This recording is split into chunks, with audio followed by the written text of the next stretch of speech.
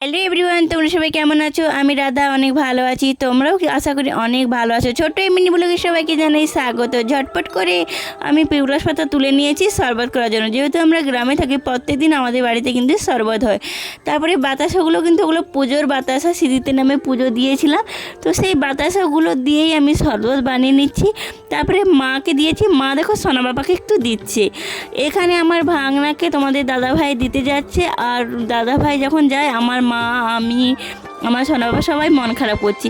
তারপরে রেডি হয়ে আমরা তমলুক গিয়েছিলাম সোনা বাবাকে ডাক্তার দেখানোর জন্য। সোনা বাবা পিচিংয়ে দেখে কত আনন্দ করছে দেখো।